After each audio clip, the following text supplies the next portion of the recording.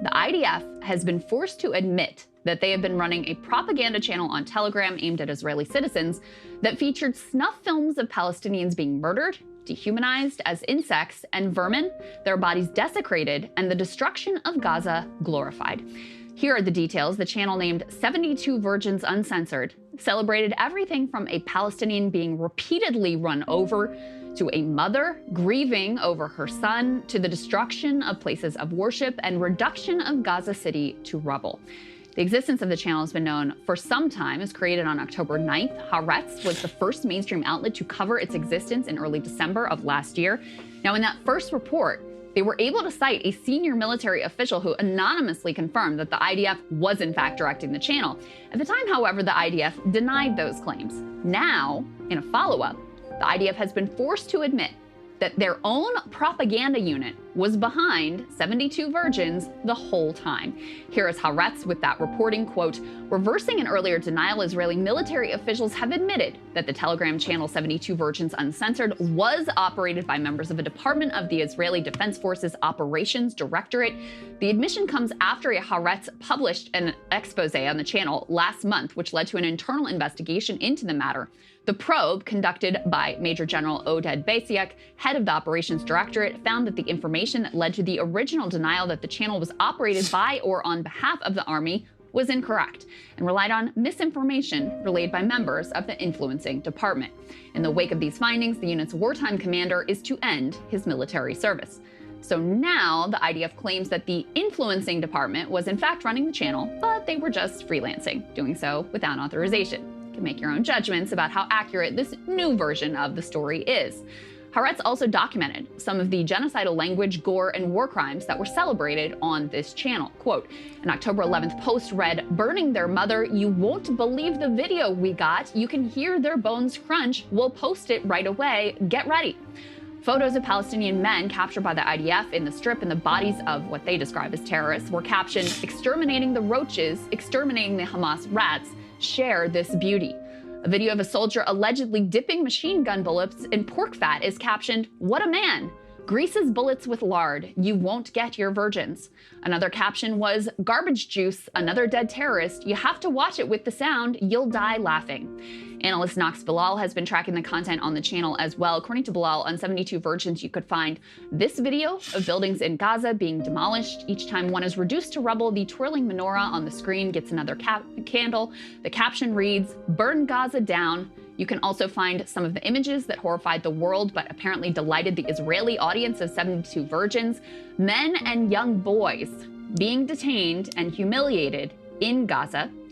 Here's what they apparently considered a hilarious post advertising a destroyed building as if it was luxury real estate.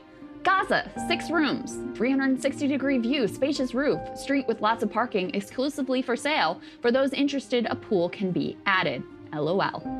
Many commentators have been shocked by the willingness of IDF soldiers to publish TikToks advertising their war crimes and atrocities to the world. Incredibly, the shock was often at their willingness to publish these crimes rather than the commission of the crimes themselves. But here we have the propaganda unit of the IDF, itself running a snuff aggregation channel. It makes several things really quite clear. First, far from being ashamed of their war crimes, the IDF and the Israeli government want Jewish Israelis to know just how brutal they are actually being, how complete the destruction and annihilation and suffering. After all, remember that polls found only 1.8% of Israeli Jews thought the IDF were using too much firepower. Nearly 60% thought they were not using enough. And since the IDF can't actually accomplish any of their supposed military objectives, brutality is meant to substitute for success. After all, Hamas is not destroyed. The IDF has killed more of their own hostages than they have rescued. The tunnel system is largely intact and far from creating a shock in the population that would lead them to abandon their fight. The Israelis have only strengthened the logic of violent resistance among Palestinians. Domestically, Israel is suffering a tremendous economic blow and inching closer to outright global pariah status, having already been found to be plausibly committing genocide.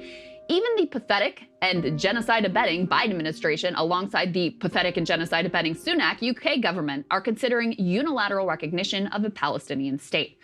Hamas is likely strengthened, and the security of the Israeli people has only been further compromised. So gore, horror, and incitement to genocide are proffered as a way to cover for the abject systematic failure to accomplish any of the supposed goals of this operation.